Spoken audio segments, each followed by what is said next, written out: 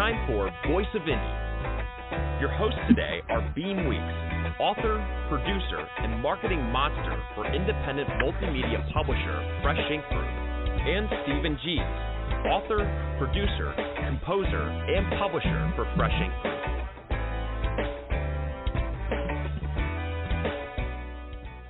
Greetings, everybody, and welcome to another episode of the Voice of Indie podcast. This is episode number 47 as we edge closer to number 50. I'm your host, Beem Weeks, and with me, again, as usual, is my co-host, Stephen Gies. Good evening, Stephen. How you doing? Well, I'm doing all right, but I'm kind of scared. I'm cowering here waiting for the heat dome to come get me. You expecting it up there too, or is it just down here and to the west? Well, we're going to have some hotter weather next week, but like I was talking off air, it's been a little cooler. It's 75, mid-70s, 75, 77 the last couple of days, which has been nice because we had a run of 90-degree plus weather, and it was 100-degree humidity, and it was just miserable. So I'm enjoying the break. Yeah. Well, I had kind of a fun week. I got to go see Mark Herndon and his wife, country singer Leah Seawright, perform not too far from here, which was definitely a nice kind of a sort of post-pandemic treat. It's been a while since I've gotten to see them. I mean, it was especially fun because my friend who went with me, she's been a longtime Alabama fan for decades, and I mean all the way back. Every year she went to the Appreciation Days, which is a free concert Alabama used to do up there in Fort Payne, where they're from, every June. And her favorite player was always Mark Herndon, the drummer. And many, many, many times she went to shows and tried to hang out and see if she could get his autograph or meet him or whatever. Never had any luck. So I told her, well, we're going to, some local place and see a band play, and didn't tell her who it was. And then Mark Herndon came out and she about fell out of her chair.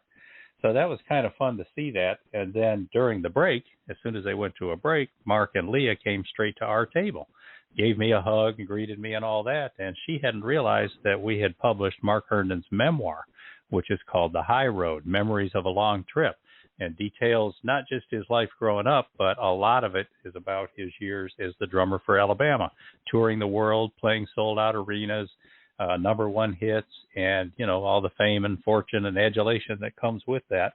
So I pulled out a copy of the book and a Sharpie, and he autographed it for her and took pictures with her and gave her a hug and all that. So I scored some points that night, I'm telling you. It was a lot of fun. There's a couple of pictures in today's newsletter if you want to go check those out. The video we made for Mark's book is also in today's newsletter. And if you go over and check Mark Herndon on YouTube, you'll see all kinds of videos, his induction into the Country Music Hall of Fame and some others as well. Yeah, I even put a little blurb about it, the concert that you went to, on my blog, the Indie Spot. So you can go over there and check it out. There's a couple of pictures up on there as well.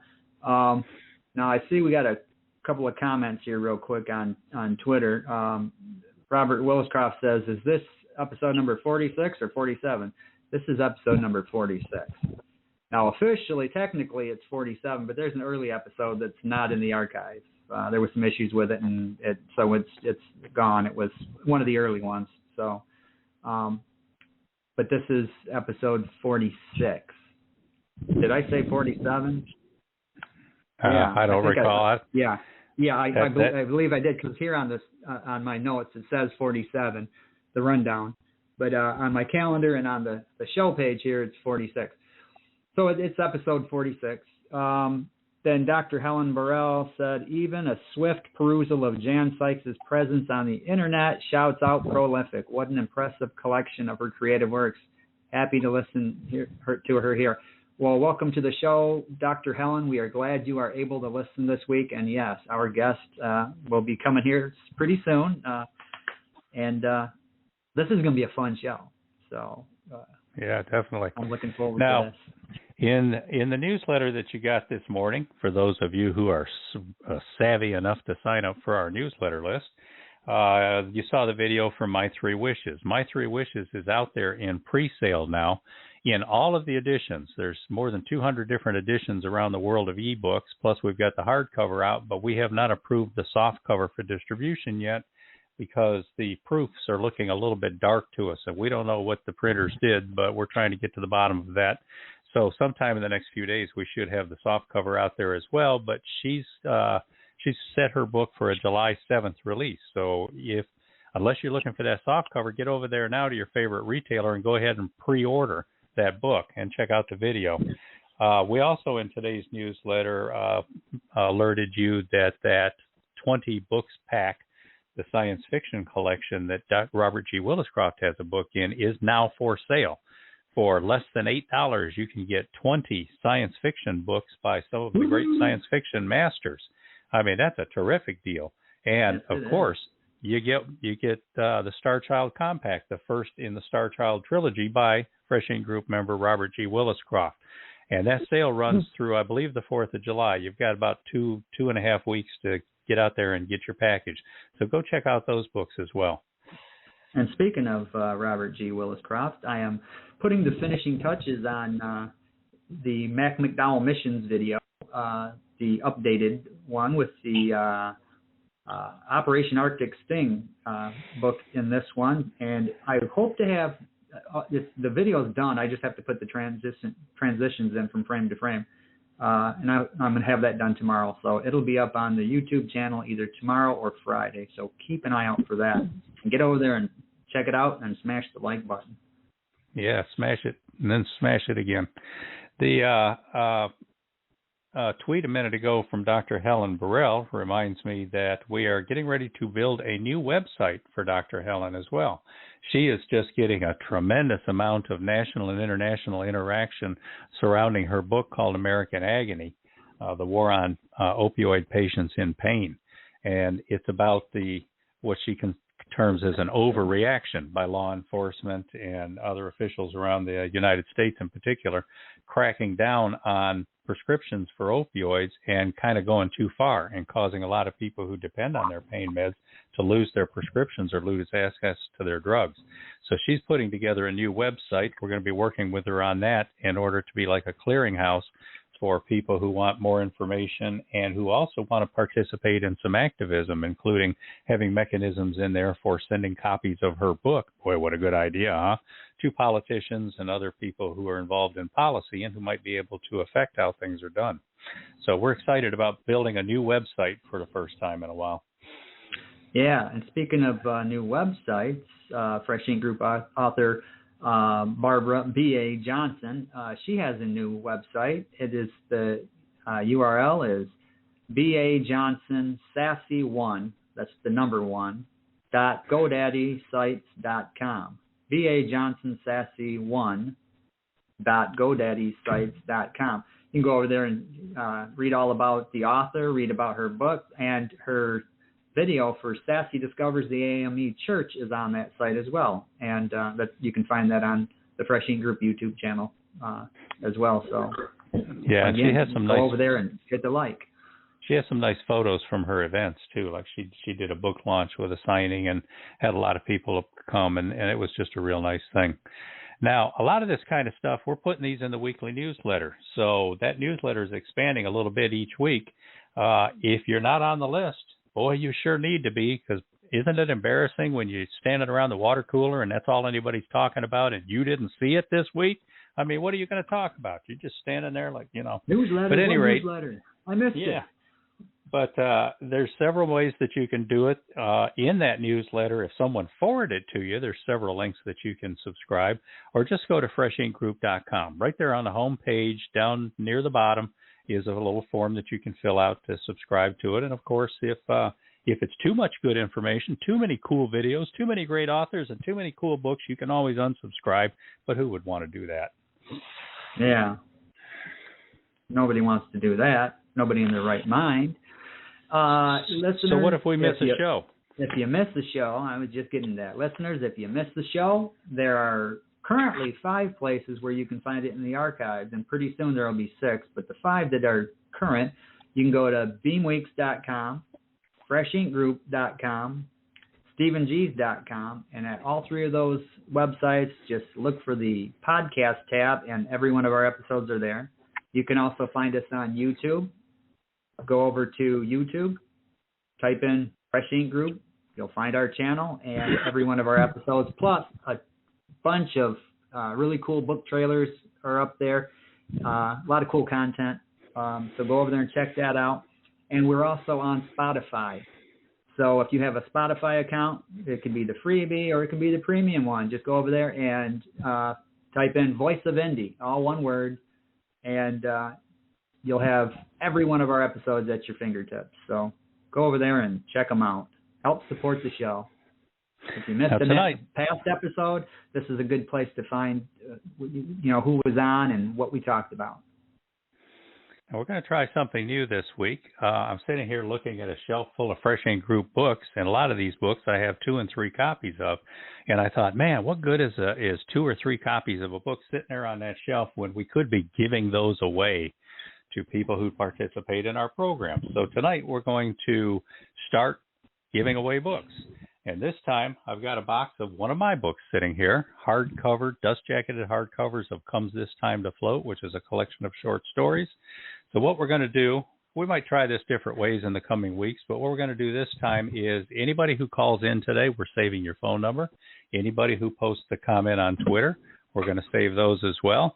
And anytime in the next 6 or 7 days, if you go to YouTube and go to the Fresh Ink Group channel and find the Comes This Time to Float video and leave a comment on the video, we will consider those 3 sources, people on Twitter, people who call in, and people who leave a comment on the video, and then we will randomly have a drawing and give a book to one of those people. Who knows? We get a bunch of people, we might give away a couple of books.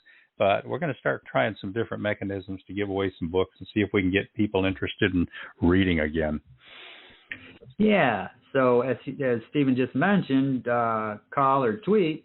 Here's how you can do that. If you want to call in and if you have a question or a comment, it's 516-453-9902. That's 516-453-9902. And on Twitter, all you have to do is put in hashtag Fresh Ink Group within the text of your tweet, and we will see it. Don't use the handle for the Fresh Ink Group Twitter handle because we're not going to see it during the show. But if you use hashtag Fresh Ink Group, we'll see it. And now, why don't you let the professionals tell us that again? Just in case you forget. No. Wrong one. Here we go. No, it keeps moving on me. Yeah, it's a great website. Call 516-453-9902 right now with your questions or comments for tonight's guest. Or post a note on Twitter with hashtag Fresh Ink Group in the body of the tweet, and we'll read it on air. That's 516-453-9902 or hashtag Fresh Ink Group on Twitter. Yeah, when you get a lot of audio files loaded up on here, you have to scroll. And sometimes when you're at the bottom and you push the button, it'll push up and move you to the next one. So let's get to this week's guest. That's why people are here. Everybody heard Jan Sikes is going to be on, and that's there's just tens of thousands, hundreds of thousands of people out there clamoring to get for their chance to meet Jan. So let's start with her bio. Multi-award-winning author Jan Sikes weaves stories in a creative and entertaining way. She has been called a magician and wordsmith extraordinaire by her readers and peers. Her genres are biographical fiction, poetry, short stories, and paranormal romance. Jan has been an avid reader all her life. She still recalls the excitement that surged through her the first time she realized she could decipher words. Many summers, she won the highest award possible from the Hobbs, New Mexico Public Library for reading the most books. There's nothing she loves more than losing herself in a story. Oddly enough, she never had any ambition to be a writer, but she wound up in midlife with a story that begged to be told. Not just any story, but a true story that rivaled any fiction creation. Through fictitious characters, the tale came to life over the span of 4 books. Not satisfied to stop with the books, she released CDs of original music to match the time period of each story segment. Jan went on to publish a book of poetry and art, and she was far from done. With quite a few more stories to boast, she does not intend to turn off the creative fountain. She is a member of the Authors Marketing Guild, the Writers League of Texas, Romance Writers of America, and the Paranormal Writers Guild. She is an avid fan of Texas music, and the grandmother of 5 beautiful souls. She resides in North Texas. Hey, Jan. Welcome to the show. Hey, Stephen. Wow, that sounded like a really fun person. Yeah. Thank you. I'm so happy to be here. Truly, it is an honor. Well, we're glad to have you. Now, in your bio, you mentioned the Hobbs, New Mexico Public Library. So we assume that's where you grew up, in New Mexico?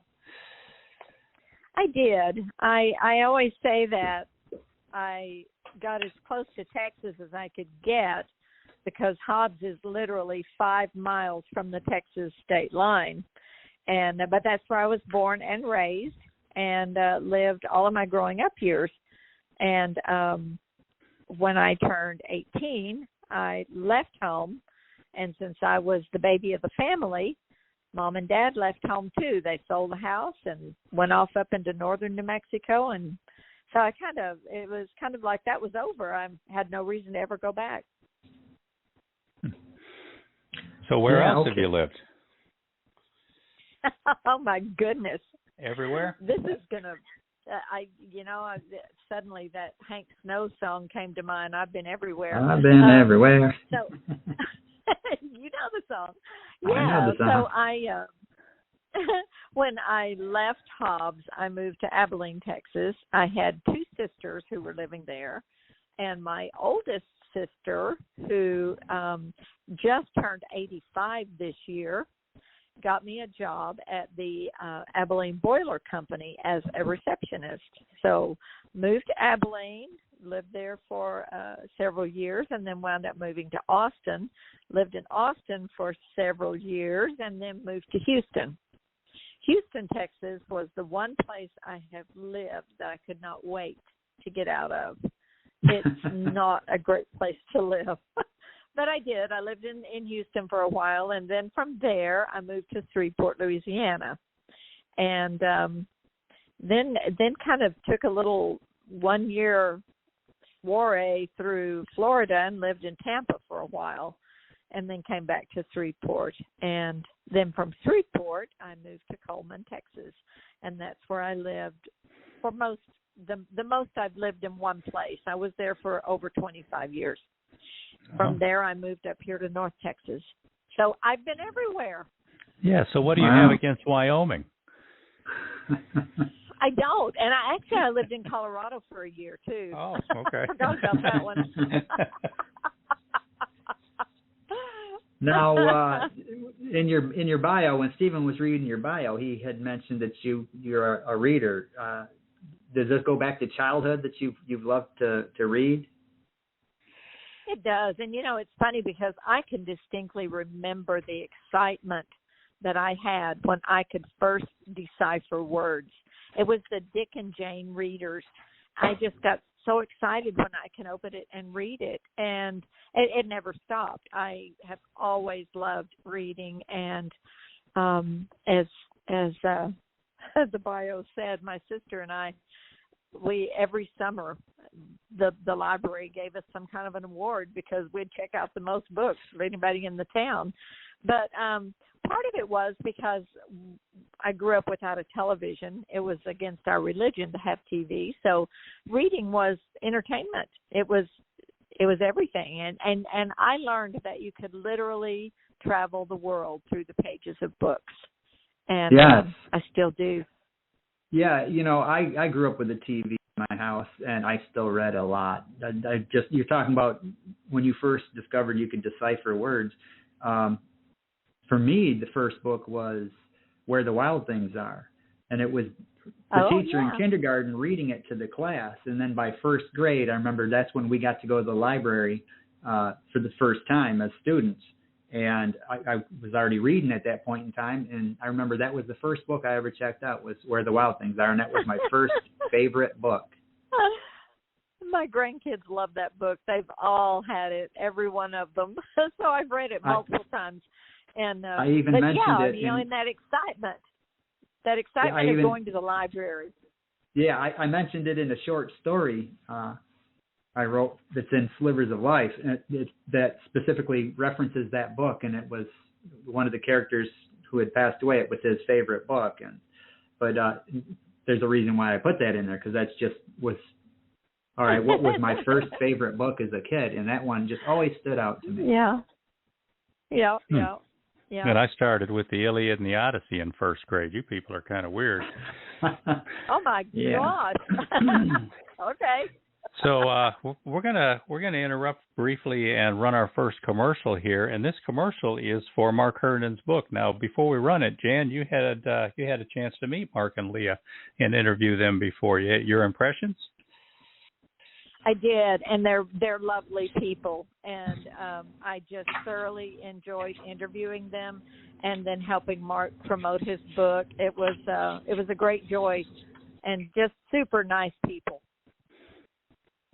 Yeah, they're a lot of fun. All right, here we go.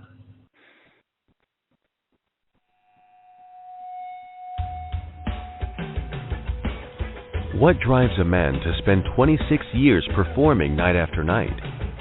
To persevere through a stifling tour bus, bad food, strange women, flared tempers, a plane nearly blown from the sky. Just how did that troubled military brat with a dream claw his way from dirt floor dive bar shows to the world's biggest stages?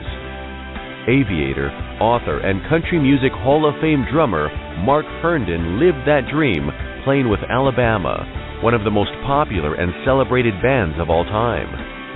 He learned some hard lessons about people and life, the music industry, the accolades and awards, how easy it is to lose it all, and how hard it is to survive, to embrace sobriety, to live even one more day.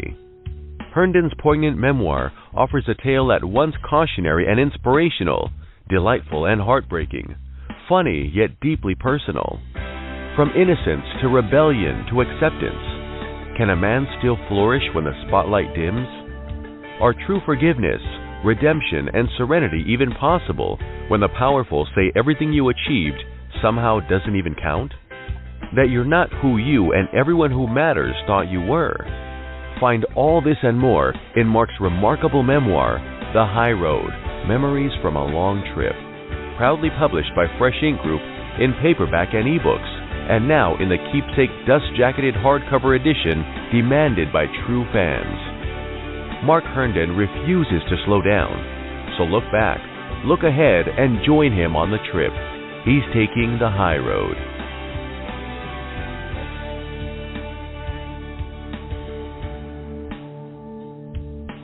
Yeah, Mark, he's got an incredible story. If you haven't checked out this book, check it out. I got to read it early on, and man, I mean, just an incredible story. Like the commercial there says, he spent 28 years in this band, and by the end of it, he was basically told that, well, you weren't really part of it. But yeah, he was. He was there for a full 28 years, almost 3 decades. And he was there for the highs and the lows. And as Stephen talked about earlier, he was there for the induction into the Country Music Hall of Fame, meeting, was it President, was it the first Bush? Or was it Reagan? I don't remember.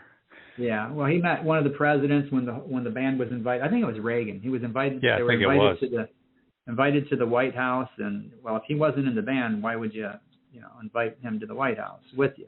So check it out. We've got a comment over on Twitter from Verwayne Greenhoe, and I like this comment. He says, "I love my newsletter." Verwayne, you're in for the drawing. All right, Verwayne. Yeah. So Jan, all this hold on all a this second. moving Robert around. Wolfcroft. Hold on here. Robert Wolfcroft has he's got a comment on here too. We try to keep these up so they're timely. He says, not only can you travel the world through books, but you can also travel beyond Earth into the universe. And this is what spoken like a science fiction author. Yeah, this is the stuff that Robert writes about. Yeah, definitely. So, Jan, what I started to ask there was all that moving around. I assume at some place you stopped long enough to go to school? Yeah, I did. I went all of my elementary and back when I went to school, it wasn't called middle school. It was called junior high. Junior high. You and me. High school. Yeah. Same here. I went to junior high. Never went to a middle school. Right.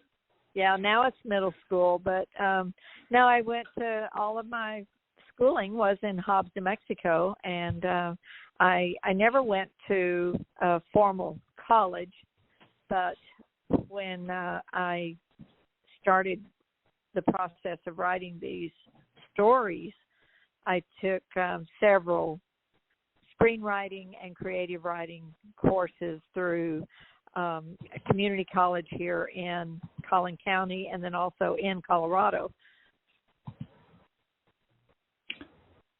All right.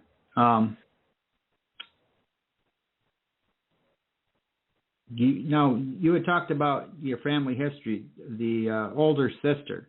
You said she's 85? My oldest sister is 85. It's kind of like Mom and Dad had two families in that they had my oldest sister, my next oldest sister, and my brother. And then there was this big gap, and then there's my sister next to me and me. So there was 5 of us all together. Okay, because I was going to say... But I have no memory. Because, I mean, that's a huge gap because we talked off the air, and you're not anywhere near 85. So... No, not there yet. But she's a young, spry woman. I have no memory of growing up with these older siblings. They were gone, and my first real memory of my brother is him coming home on leave from the Army. And so, it was just kind of me and my sister, and we were each other's best friends, still are.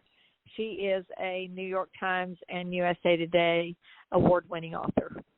So she has been a super mentor to me. You want to plug one of her books?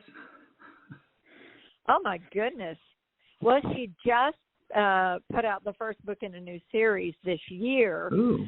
She writes historical romance, all in the 1800s, all set in Texas. And and I'm going to have to struggle to remember the name of it, but I think I remember. It's called The Cowboy of Legend. And her name is Linda Brody, Broday.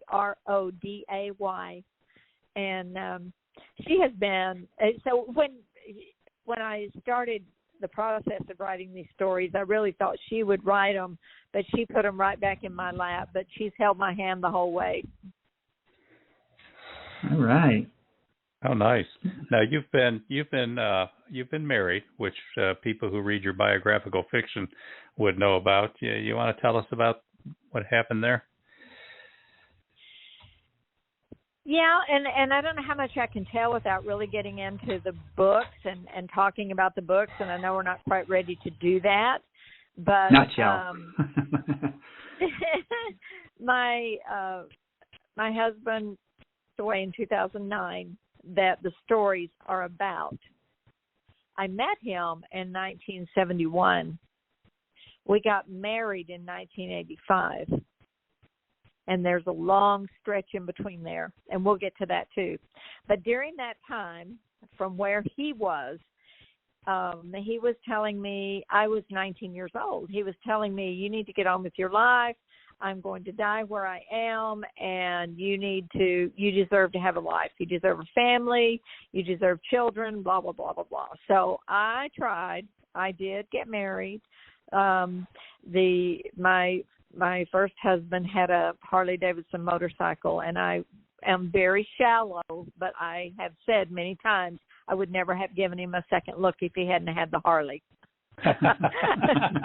Because that was fun, and I loved riding on the back of that Harley. Anyway, we did get married, and I had my 2 daughters, and I was actually 4 months pregnant with my youngest one when we separated and divorced. So I've been married twice. All right. The Harley. That's funny. And you got 5 beautiful souls out of it, right? Well, I've got 5 grandchildren. Yeah. You want to brag on those for a second? Oh, my goodness. So I had 2 daughters. And they're both incredibly smart, beautiful, strong women, so much smarter than I ever was. But my oldest daughter has 3 boys. The oldest one is 15, and the youngest one is 7. And then my youngest daughter has 2 girls, and they are 10 and 6.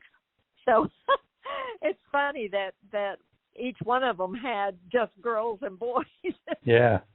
But when we all get together, it's total chaos, and the cousins all love each other and love playing with it, well, except for the 15-year-old, and he's just like, oh, my God, can we just go somewhere where it's quiet?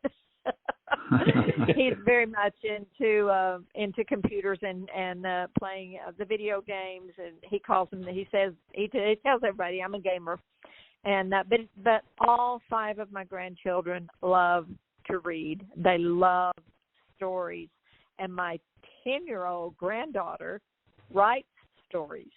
Ooh, so that's been cool. so much fun. Yeah, she's got quite the imagination, and but she is an avid reader. She devours books. Good for her. So maybe she'll publish one day. Block, I guess. Yeah, right. Now, you're talking about with your second husband, the one that you've written these books about, that's right. the love of your life. Now, during that stretch of time where, when you first met and then you went your own way and then you met up again and got married, was this somebody that was still very much in your heart, even though you were married to somebody else? Oh, heavens, yes. Oh, yeah. And okay. We stayed in touch all those years through letters. And when the letter would come in the mail, I would hide it until I could read it by myself and be alone because, yes, he had my heart. And, the logical mind said, go on your merry way and just chalks that one up to experience. But the heart wants what the heart wants. Yeah, when you find that love and it's, that soulmate, so to speak, at the risk of sounding corny, but you just know it. And that's a hard thing even though if you're moving on in your life, that's a hard thing to shake. Yeah, it is. And the circumstances surrounding it certainly didn't make it any easier. So, Beem, you want to run another commercial? We're halfway through showtime. All righty. This would be My 3 Wishes, which we talked about earlier. It's available for pre-sale now in all of the editions except paperback. We're hoping to get that resolved in the next couple of days. Hi, I'm Sonoy Kay, born and raised in Hawaii. At 19, I made 3 wishes: to travel to Japan with my Polynesian Review troupe, to entertain on ships cruising the seas, and to travel while working for the airline. My 3 Wishes is a heartfelt memoir pursuing my dreams and bringing joy to appreciative audiences around the world.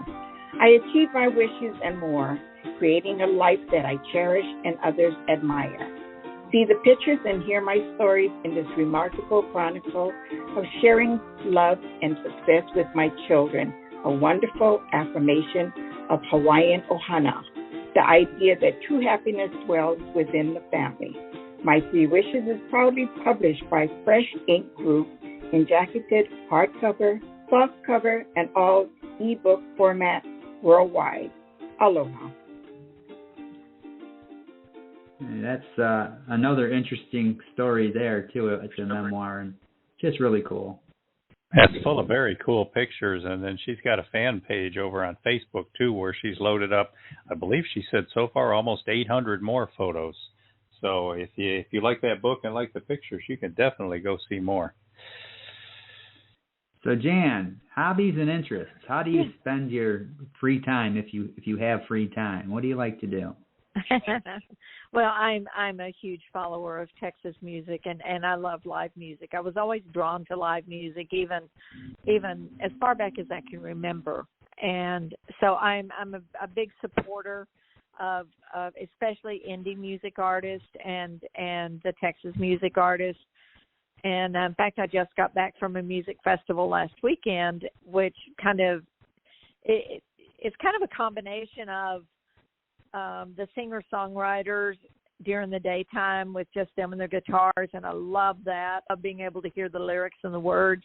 And then as the day kind of progresses, then the bands come on. But it was incredible, and especially after being locked down the way we were. And so I still am very active in supporting and following Texas music, and I do work some of the music festivals. The first one of the year for me is in Abilene. It's the Outlaws and Legends Music Festival, and I always work that one. And when I say work, I have a gate, and my gate is where all of the VIPs and the music artists come through. So I love working that gate because I get to see everybody when they come in. And this year, and this was kind of a really cool thing, and I won't get too sidetracked, but our headliner this year on Friday was Kevin Costner, and he has a band. Yeah, yes, he does. He does.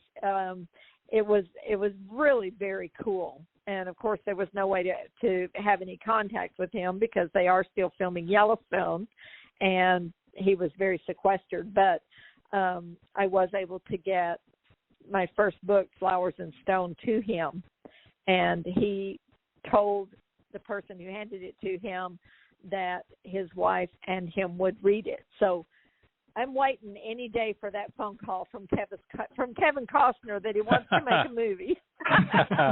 But now that would be fantastic. It would, but, in my dreams.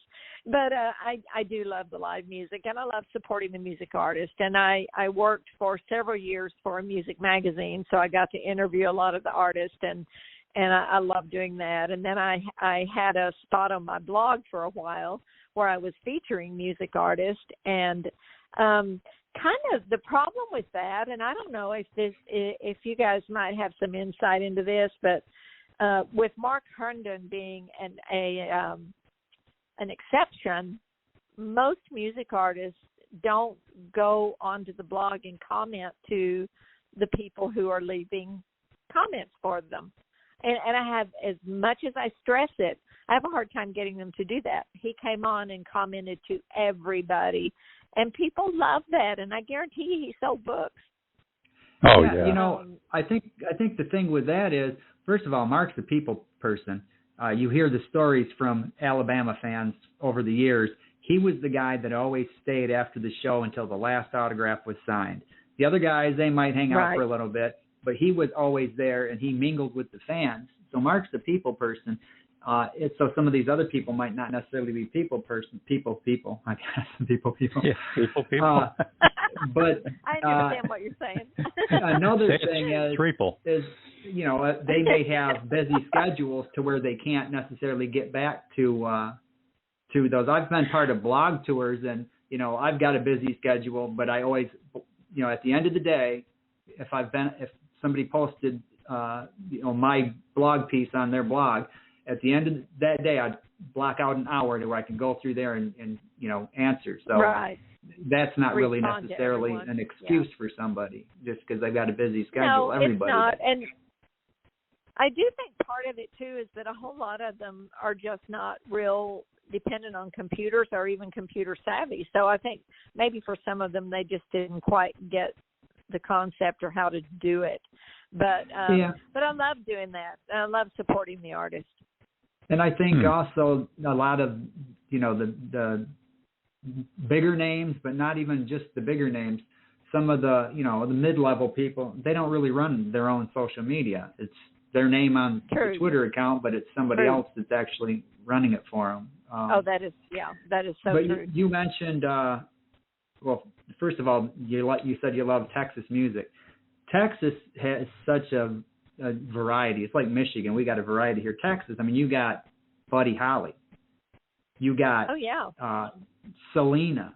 You've got Waylon and Willie that made their marks there. Yeah. You've got ZZ Top. Stevie Ray Vaughan. Just all kinds of just a rich stew of music. That's what's cool about Austin is all the different elements that are there. Love it. I love it. Now I've got one for you. I've got one for you, Jan. You mentioned Kevin Costner having a band, and that made me flash on other movie stars who have bands like Kevin Bacon. There's a movie star who's got a band who's doing dates all around Texas at the end of this summer, and tickets are for sale for those shows right now. I've seen his concerts a couple of times, and I highly endorse him, and that's Billy Bob Thornton. He's got a band called the Boxmasters. Yeah. Yes, he does. Man, they put on a good show. He at a place just right down the road from me here called Love and War in Texas, and I've seen him there. He puts on a good show. I agree. Yes, he does. And the last tour, he had Robert Fripp on guitar as a guest guitar player. Robert Fripp, who goes all the way back to King Crimson, and he was David Bowie's guitarist for more than a decade. It was just a fun treat to see that. So people out there, keep that in mind. If you see tickets on sale for Billy Bob Thornton, it's not a monologue. He's got his band, the Boxmasters, and they put on a great show. They really do. I agree. Of course, he's from Arkansas, so it's not quite Texas music, but, fairly close. Up here. I mean, they play all over. Yes, they do. Now, Jan, you talked about you write in whatnot about country music. Have you interviewed any big names?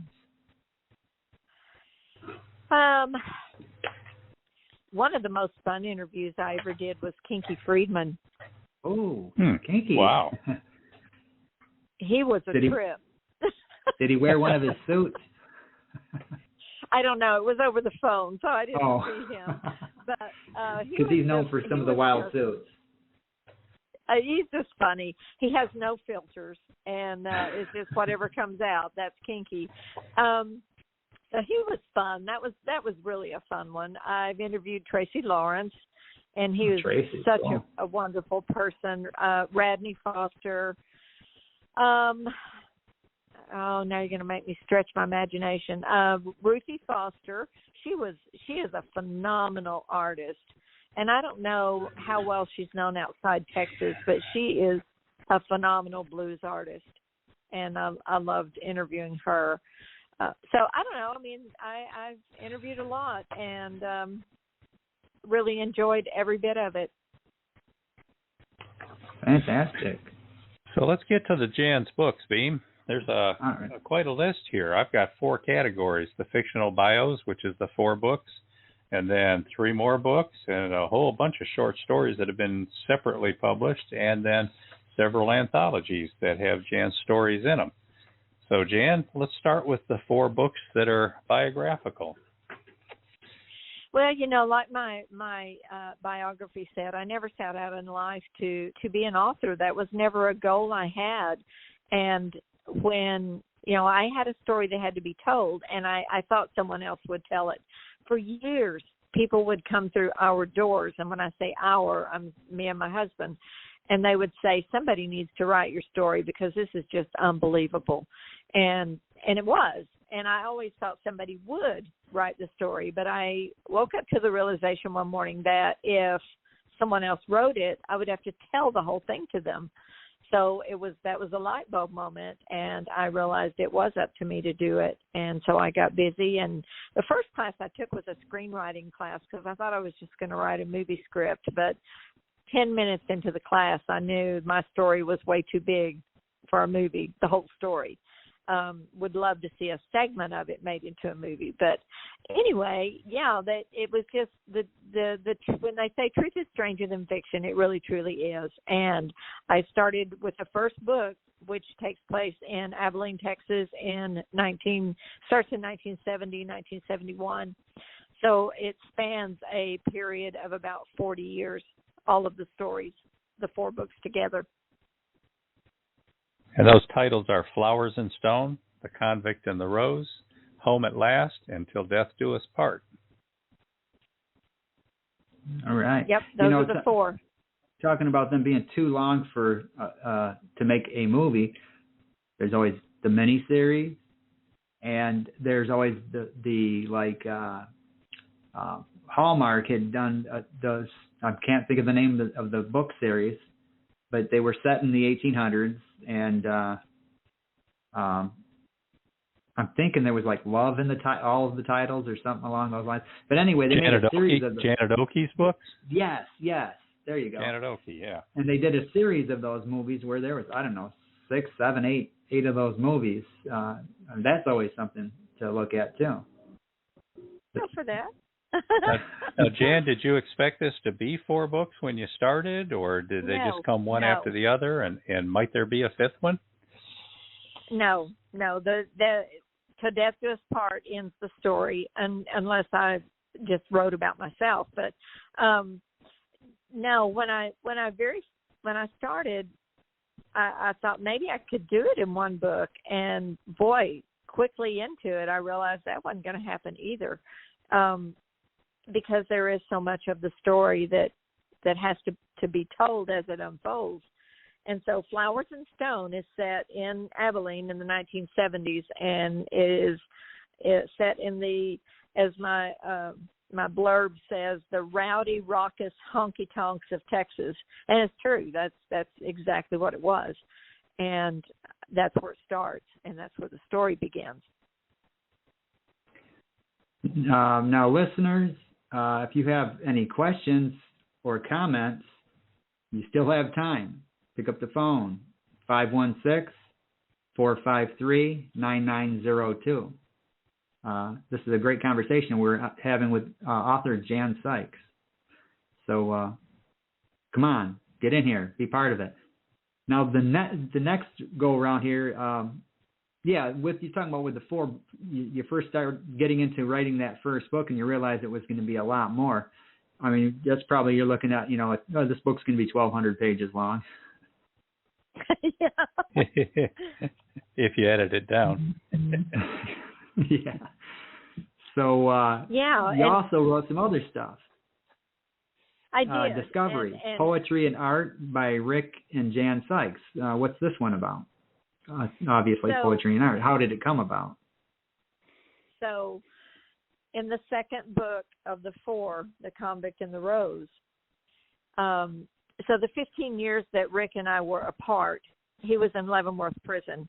He was arrested and convicted on 2 counts of armed bank robbery, a crime he did not commit, but because he would not tell them what he knew about it, he took the full sentence. So he was locked in Leavenworth for 15 years. During that time, he had to face some really hard truths about himself, and it was truly discovery. He when he first got there, he was very angry. He was bitter. He knew he hadn't done what he was accused of, and he was mad. So, and he was a big guy, and he certainly wasn't afraid of fighting or standing up for himself. So he stayed in trouble a lot, stayed in the hole a lot. He just wanted to buck the system. He just wasn't going to do what they said to do, and so he spent a lot of time in solitary. So at this one particular point, he was about 3 years in, and he said he didn't really know if it was a dream or a vision, but a being came to him, and basically, it was a conversation. And from that point forward, he decided that he was going to be and do only positive things in a very negative place, and that's what he did. So to stay busy, to stay positive, to stay creative, he wrote hundreds of songs. He wrote this book of poetry. He did pen and ink drawings. He taught himself how to do leather work and Indian bead work. He made pottery. He kept his hands and his mind busy, and that's how he did the time. And even during one part of those 15 years, kind of toward the last, he managed to build a recording studio inside Leavenworth Prison. And so the music CD that matches The Convict and the Rose, every song on there was recorded behind the walls except for the title track. And the only reason for that was because I found the lyrics to that song after he had passed away. And I got one of my music artist friends, Jamie Richards, actually lives in Oklahoma but plays a lot in Texas. He went into the studio and put music to the lyrics. So Discovery, we had it all this time. He came home with it in 1985. And after I finished the 4 books of the story, I just felt like that poetry and art book needed to be published because it is a beautiful book and it deserved to be published. So because Rick had passed away at that point, I put some of my poetry in the back of it so that I could publish it as Rick and Jan Sikes. Good idea. But the artwork, we called it pen and ink drawings, but it's pointillism. It's millions of tiny little dots, and it fascinated me to watch him do that, because you could watch it start to take shape, that these little dots would start to make. It is amazing. Anyway, so I just felt like I really that book needed to be published, and it's a beautiful coffee table book. I have it in hardback and paperback. Yeah, that style of drawing that you're talking about, I've seen people do that. That takes a lot of patience, and it does.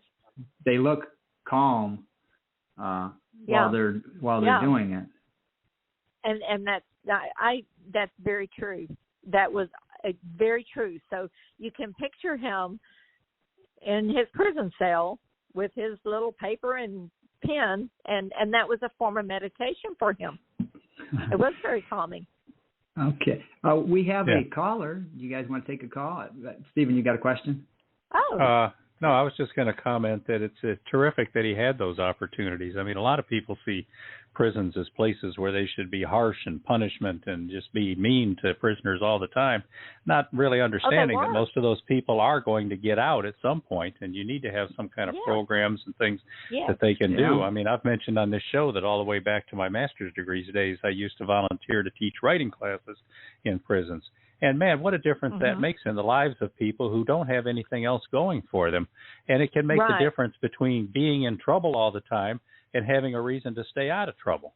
And it's I'm just glad to see that, that he had that opportunity, and that even more so, it's now part of his legacy that you've collected that and put that together for sharing with the world. That's a wonderful thing, Jan. You should be very proud of that. I do want to say that it wasn't exactly he had the opportunity. He made the opportunities. They didn't present them to him. He made them. And like what Stephen was talking about with these kind of programs and all that, that it aids in truly changing changing their mind. No, Beem, you're breaking up. Yeah. All right. We're not here. We didn't hear what you said. Okay. Can you hear me now? Yes. Yeah. Okay. I'm just saying that the programs that Stephen was talking about, that's what helps people truly changes their minds, and it changes their hearts. Right. Did you get that? If they want to, they got to want to. Oh, yeah, definitely. Yeah. Let's go ahead and go to the phone. Yeah. All right, here. Come on. Hello, caller. What's your name and where are you calling from? Hello, this is Verwayne. Hello, Verwayne. Welcome to the show. Hi, Jan. Hey, Verwayne. How you doing? I'm doing well. It's been fairly pleasant up here. It's only been about in the low or upper 60s, low 70s here. So, wow. I worked in a prison, in the psych ward of a prison. And I worked real close with a lot of guys who had kind of sealed themselves away. And one of the things I did was to, when the doctor would let them have it, is get them some pencil and paper and let them begin to write down the things that they were thinking. And that really helped. Oh, yeah. That's great therapy. Yeah, that gets everything right out there in the open. It's amazing what you can learn if you let those guys begin to talk to you. So, I was going through Amazon and looking at all your stuff. If you were going to point out 2 books to me, and I typically will try to buy at least 1 or 2 stories of the featured guest, I just wondered which 2 books would you tell me? Well, it depends on your reading likes. If you are interested in the true story, then I would suggest and recommend the first 2 books of the 4, Flowers and Stone and The Convict and the Rose.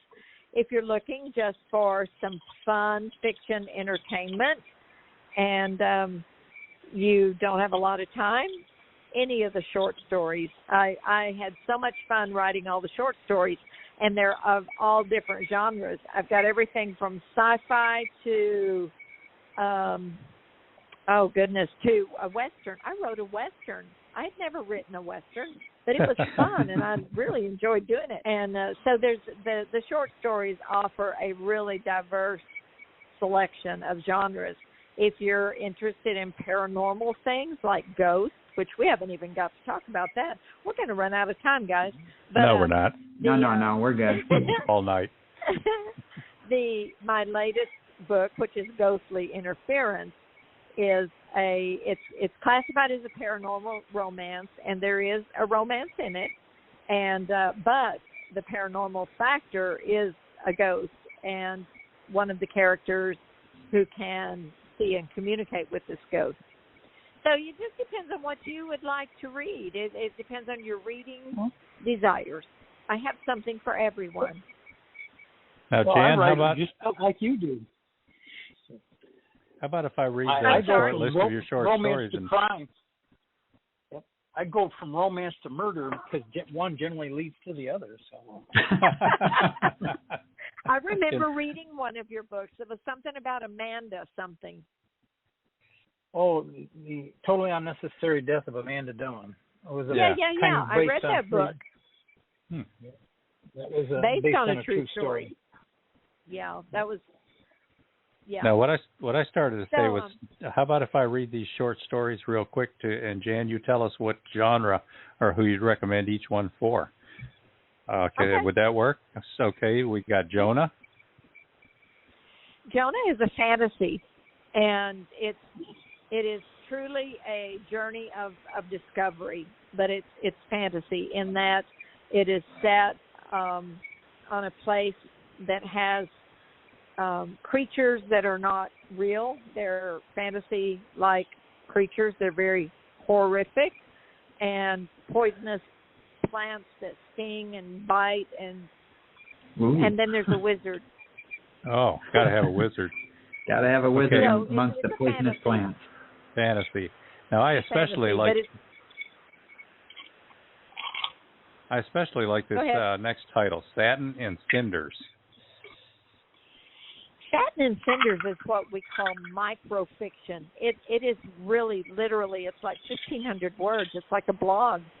And it's a story about a wild stallion that lived in the forest, but he loved this beautiful white horse that lived with people, and she was tame, but she was gorgeous, and he just loved her. So it just is a story about his determination to let his love be known to her. And I did it in 1,500 words. Wow, that's impressive. That was fun. Now, this is probably my favorite title, Two Shorts and a Snort. So Two Shorts and a Snort was part of a contest, and you could enter as many short stories as you thought you could write in 90 days. And so I thought I could do 3. As it turned out, I could do 2 and a poem. So the 2 shorts are the stories, and the snort is the poem. And what genre are the stories? The first one is set in modern times and was taken and inspired by a song by a Texas music artist, Charlie Robinson, called The Lights of Loving County, and is about a man's obsession with this woman, that he would do anything to be with this woman. So it's set in modern times. And then Maggie is kind of set in maybe the late 30s or early 30s, and it's on a ranch, and this older man and his wife find a baby that someone has abandoned, and so it's kind of a little it's a drama. That one would be a drama. Well, maybe both of those would be a drama. And then the next one is Voodoo or Destiny. You decide. Oh, that was so much fun to write. So that came actually from the inspiration for that story came from hearing something that happened to a woman, that her and her husband were separated and were getting a divorce, and he died. But no one knew that they had separated or they hadn't filed for divorce yet. So she had to go through all of the motions of arranging for his burial, the funeral service, everything. And so in Voodoo or Destiny, it is a woman who her husband has come home and told her he doesn't love her anymore. He's found somebody else. He wants a divorce, and he leaves. Well, and she turns to her best friend, who just happens to be a descendant of a voodoo queen, and they wind up making a voodoo doll and getting very drunk. And I'm not going to tell what happens next, but I let the readers decide, and that's why I said you decide. I let the readers decide at the end of the book whether she actually did perform voodoo or if something just happened. That's interesting. The next one is Jewel. Tell us about Jewel. Jewel was, if you've ever, and I'm sure you probably have at least heard of it, back in the 70s, or maybe, it was in the 70s, Bobby Gentry had a song called Fancy, and then Reba McEntire remade that song. Well, this is kind of taken from Fancy, and only I took it a little further and made it into a more complete story, and but it's basically the premise of Fancy, which was this young girl that her mother turned out because she couldn't provide anymore, and the mother was dying, and so she sent her to a whorehouse. Yeah, I know the song and the story of the song. Bobby Gentry, that's a name from way back. There's an interesting story for another episode. A Soldier's Children. A Soldier's Children. Now, I read that one, really enjoyed it. And I'm going to be reading another one here before too long. Thank you. Tell us about this Children was a dream. It was a dream. And I don't know where it came from. I don't have any idea. But I dreamed about this little girl in an amusement park, and she was on a ride, and then she just vanished. And that's where my dream was. But then I took the story and turned it into something a little more. I didn't want to go too dark with especially with children. I didn't want to go too dark, so I couldn't really go forward with what I dreamed about her vanishing. But it was just enough to spark the idea for the story, and her and her sister are basically left to survive on their own.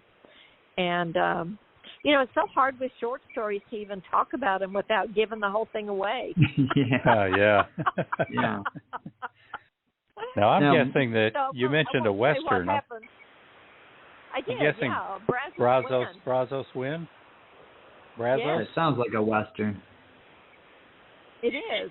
So in Texas, we have the Brazos River, and I was, during the pandemic, following some of my favorite music artists. They were doing live streaming on Facebook, and this one artist, Phil Hamilton, was doing this song called Brazos Wind, and I just went, oh, wow. I perked up and started listening really close, and it just gave me the idea. Now, his song is not it's not a Western. It's basically it's about the river and but it was enough, to spark that idea, but I wanted it to be set in the 1800s and to be a Western. And almost every reviewer that has read that book and reviewed it, the only thing they say about it, other than they loved it, was that they really want me to continue writing more of that story. Okay, Brother's Keeper. Now, Brother's Keeper is one that Verwain might enjoy.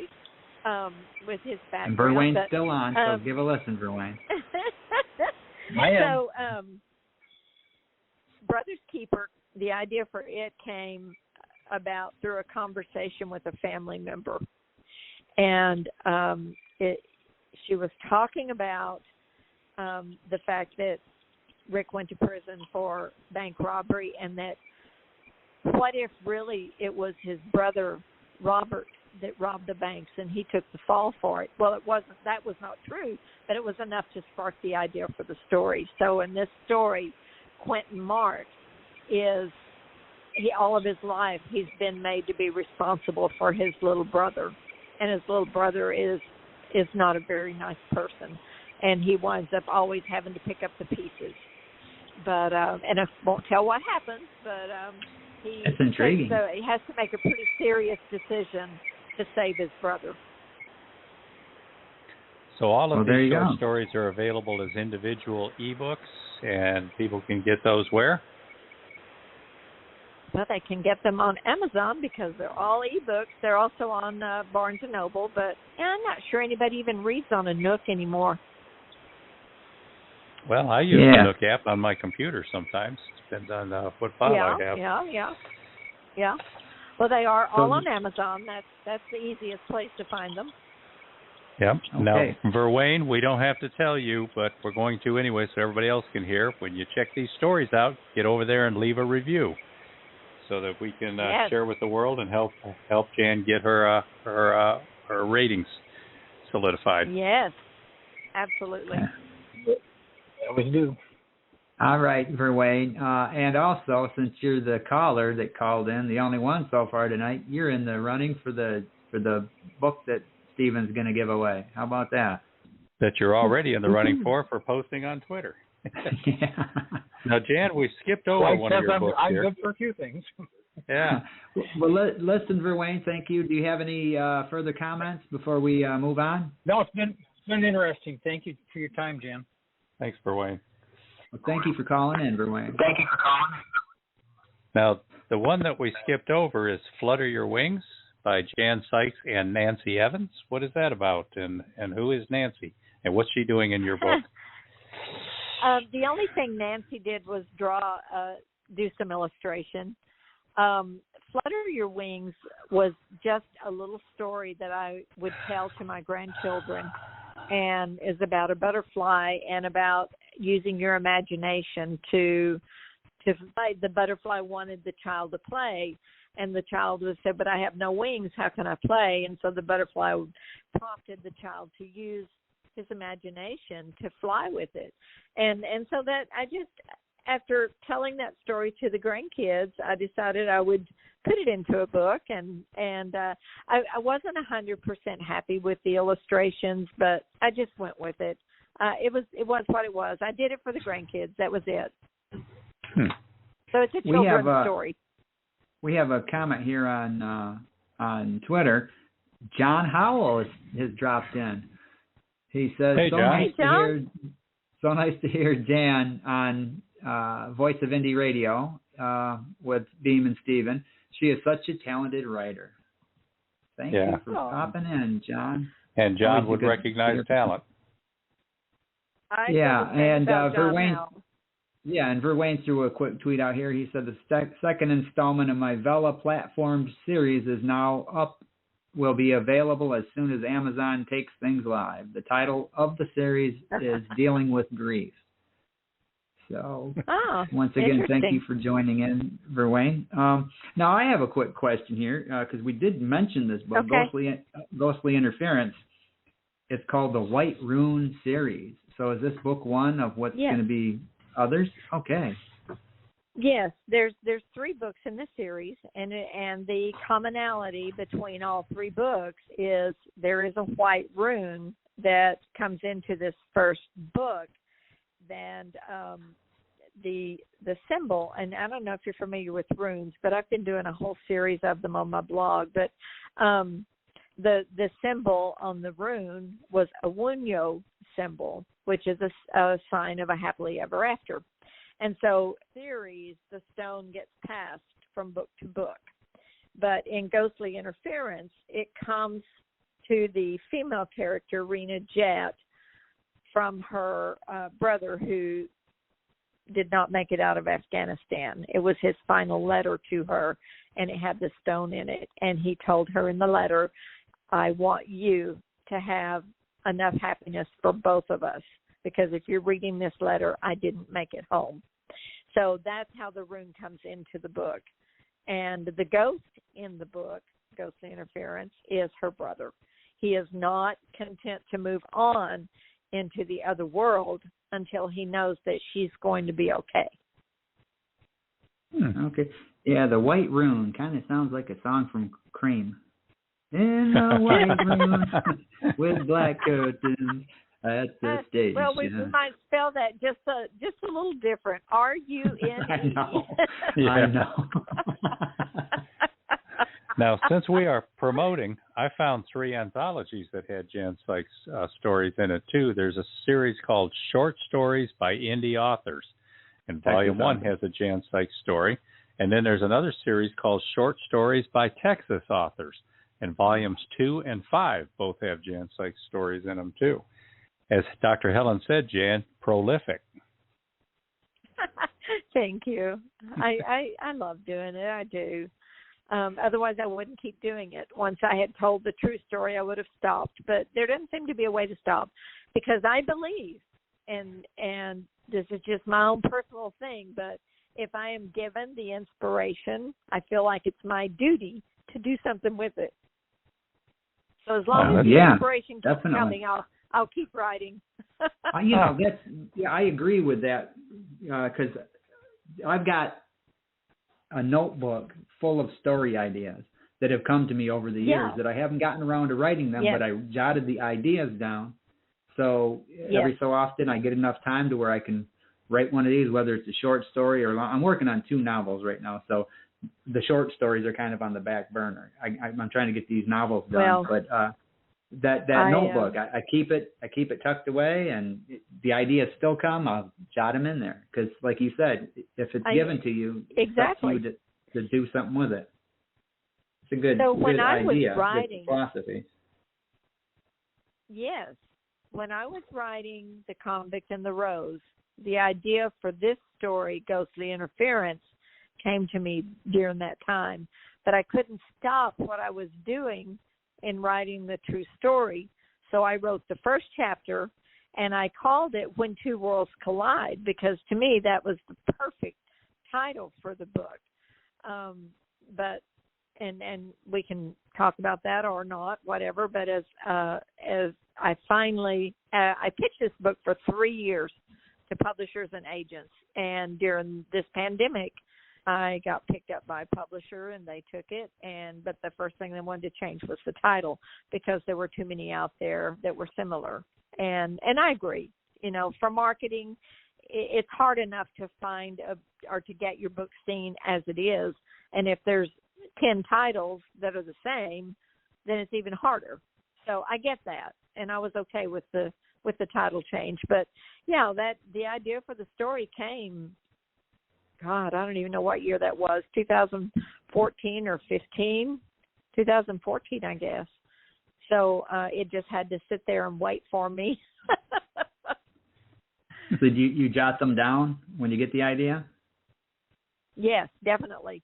I've got, yes, like you, I've got a notebook full, and just jot down the ideas. And if you can even take the time to write a few lines, it just kind of solidifies it in that moment. I've got a folder on my computer of works in progress that's got, several partially written short stories. Yep. But they usually get finished. It just in my own time. So what are you working on now? Anything current? So this In the White Rune series, we just finished the second round of copy edits, and I sent it back to the editor, and it is going to be titled Jagged Feathers. And the main character in this story was introduced in book 1. He was the soldier who delivered the letter from Samjet to Rena. And so he's the main character in the second one. And then while I was waiting for them to work on the second one, I went ahead and wrote on the third one, and I'm about 65,000 words into it. So I'm kind of on the downhill slide with that, but I had to stop and do the copy edit. So now I'm ready to get back to that one. And the main character in that one was introduced in book 1 as a minor character. And that's kind of what I'm doing. I'll finish this series, and then I don't know what's next. Something will pop up. Yep. Now I see the Wild Rose Press listed as publisher. Is that you? Is that something that you've put together? No. That is the publisher that picked me up. They are out of New York, and like I say, I was, and it's just a personal thing because I love being an indie author in that it gives you the freedom, control of your work. But I was determined because I had taken so much money out of my savings to publish these true stories. I was determined I wasn't going to do that with fiction. And so that's why I kept pitching it to agents and editors and publishers. And so the Wild Rose Press picked it up, and they're publishing for me. So they are a traditional publisher. They're not a hybrid. They are a traditional publisher in that they do they put all the money out for it, and then of course as the author I get very little money back, but at least I didn't have to put the money out. Well, congratulations on that. Yeah. It takes a lot of effort, a lot of perseverance, and it takes being able to handle a lot of frustration. It does. And again, now I'll go back to my sister, because when I would kept hitting brick walls, and I would tell her, well, maybe the story's just no good. Maybe I just need to, and she'd be like, shut up. Stop it. And she would always remind me that when she first started writing, she had a lot of rejections before she got picked up, and now she's a USA Today and New York Times best-selling author. So, well, there you go. I think that's the story with all authors. I don't know that there's any author that first manuscript that they wrote, they sent it off, and hey, we want to make you a star. Yeah. I know. I only know one. I do know one, and it was just one of those phenomenal things that doesn't happen very often. But he lives in Amarillo, Texas, and his book will be coming out later this year. But his first manuscript, they were blown away, obviously, and it's already in the works for a movie, and wow. They've given him six figures, and so. But that doesn't happen. That's just very rare, very rare. But Stephen King, he wrote 2 manuscripts before Carrie. Carrie was actually his 3rd book, and the 2 manuscripts were rejected by everybody. Carrie was rejected by numerous publishers, and he finally got the one. And he made enough money off the initial printing to take care of his mother, who was going through cancer at the time. But then he talked about when it hit paperback, boom, he said he suddenly became independently financially set. So he didn't have to worry about anything. And then you look at everything that came after that. Then he turned around. I believe he ended up publishing eventually the first 2 manuscripts as well. I'm forgetting which ones they are. Right. Well, he could publish a grocery list right now, and it'd be a bestseller. And and make a miniseries out of it. Yeah, he's got a fan base for sure. So, Jan, do you have any advice for other writers out there? I think we've probably touched on some of it, but anybody that has a story to tell, I tell them, write it. Write the story, even if you do nothing more with it than that.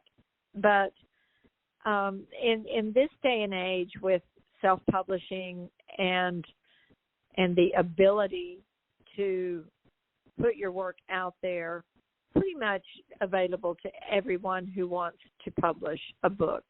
Now, I will say writing a book is not easy. If you think it is, you're in the wrong business.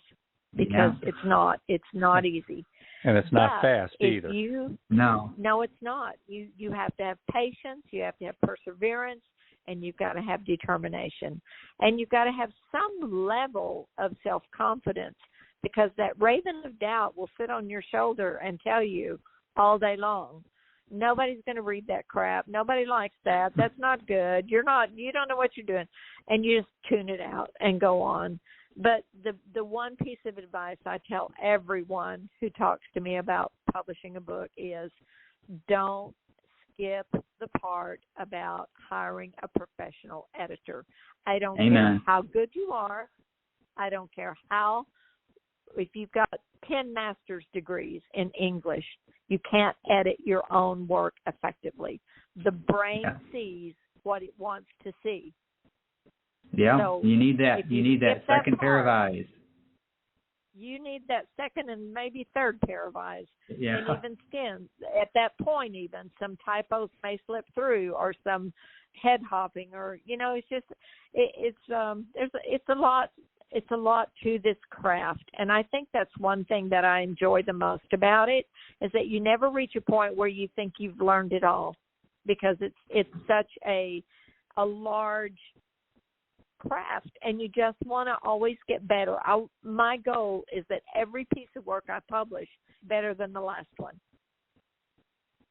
Yeah, that's a good goal. Now, before we wrap up here, see, you were worried about running out of time. We scheduled these for 90 minutes, just in case. Just in case. Now, before we do run out of time, how can people contact you on social media? You have blog, website, Facebook, Instagram, Twitter. Very popular blog.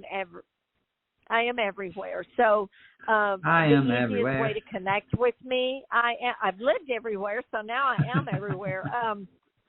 The easiest way to connect with me is through my website, which is jansikes.com.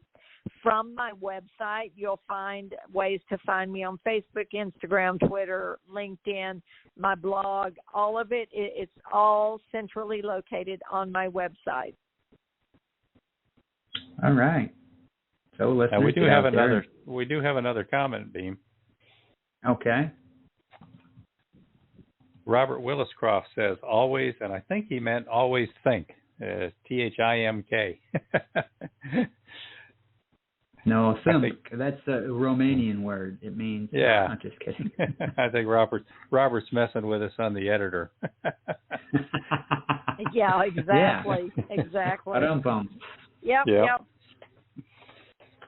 Well, Jan, it's been a blast having you on. We had been looking forward to this for a while, and we will definitely have you on again. I love it. It was a lot of fun. I feel like I didn't even touch on half of what we needed to, but we did what we did, and I loved it. I loved all of it. Well, that's why we'll have you on again. Your books is, well, there you go. We'll go in depth. Yeah. So, Beem, who do we have on next week? Next week, we have the mother and daughter duo of Stephanie and Ellie Collins. Both are authors. Stephanie wrote a memoir with Angel's Wings. And Ellie Collins is our young author of the Greek mythology series. Go over to our YouTube channel, and there's a trailer up there. She's got audiobooks for her books, and we did the audiobooks, and that was a lot of fun. So you'll definitely want to tune in. That's going to be a fun show as well. So I have always been amazed at the number of awards that Stephanie Collins has won for that book. Oh, yeah. I mean, she's got Ellie, like 50 of them.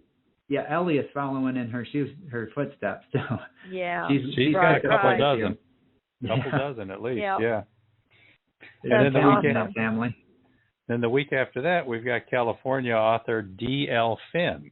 And Beem, you've known Denise Finn for a long time. Finn, yes. This is going to be another one that we're looking forward to. Friend.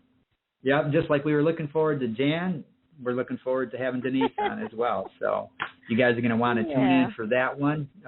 Denise has written a lot of really cool stories and a lot of short stories like Jan. So tune in for that one. And I'd like to announce that Trenton Bennett, who was on a couple weeks ago, he is voiceover actor. Yeah, voiceover artist. He is now on the Fresh Ink Group website. He's a Fresh Ink member, and he's on the G's Writer website as well. And if you are interested in audiobooks, this guy, even if you don't use him as your voiceover guy, he knows the ins and outs, and he takes questions. If you listen to the show he was on, he's knowledgeable about what Amazon and all those other places expect, and and the best way to do certain things. So if you have questions, I mean, this is the guy that can answer them. Yes, if you want to get into audiobooks, he's the guy, and now you can find him on G's Writer talking about that, giving you guidance, and offering opportunities for you to contact him. We also, I think it was a week or two before that, we had Carlisle Toms on the show, and Carlisle Toms has now joined Fresh Ink Group, and he is bringing 3 books to us. So we are getting ready to release one of those in about a month or so. We're pleased to have him. Thanks for joining, Carlisle. And what have you been doing, Beem? I have been editing Patricia Guthrie's Legacy of Danger, and the editing part is pretty much done, and I'm going to go through and smooth out some of her work there, and that'll be finished before too long, so Patricia Guthrie will have a new one coming out. And our digital artist is working on a cover for Legacy of Danger, as well as her book, Water Lilies Over My Grave. And then after that, we're going to be publishing a book of her short stories. So we're glad to have Patricia Guthrie with Fresh Ink Group now. So, Beem, what happens if they miss an old show? If they miss an old show, they're out of luck. No, just kidding. Yeah. These things are going to linger with the cockroaches and Keith Richards after the nuclear warfare. Yeah. So Keith will have something to listen to. Now, check the archives at beamweeks.com, freshinkgroup.com, and stephengs.com. And each of those websites has a podcast tab. Click on that. Everyone's there. Every episode we've ever done. Go to the YouTube channel, that's Fresh Ink Group on YouTube, and please subscribe. If you haven't subscribed, please subscribe. We're trying to grow this thing and make this into a big platform for artists, writers and musicians and artists who paint and whatever, poets and, just photographers, whoever. We're trying to support people. This is the big push is supporting. And we're also on Spotify. Just go to Spotify and type in Voice of Indie, all one word, and boom, there they are, every episode. Now, that YouTube channel, there must be some kind of a glitch in their system because we've been sitting at 136 subscribers for 2 weeks now. Surely those numbers are going up, and we're just not seeing the numbers yet. But we also have 108 videos over there now, and by probably this time tomorrow, we should have 109 with the new Mac McDowell Mission Series video listing all 3 of Robert G. Willis Croft's Mac McDowell Mission books. Yep. So if you want to contact us, give us feedback on the videos or whatever, go to the Fresh Ink Group website, and at the bottom of the page is a contact form, and you can sign up for the newsletter there. You can ask us questions. If you have a question for the guest and you're listening to this in the archive and it's not live, so you can't interact, you can still interact. You can go to the contact form and you can ask your question, and we will get that question to Jan. And remember, we're giving away books now. And Jan, it was a treat having you on. We're really glad you could stop by. Thanks. We're looking forward to talking to you again. And readers, get out there and find Jan Sikes' books. It's some good material. Thanks, Jan. Thank you. It's been a pleasure. It's been a pleasure. Thank you to everybody that tuned in tonight. See you next week. We will see you next week.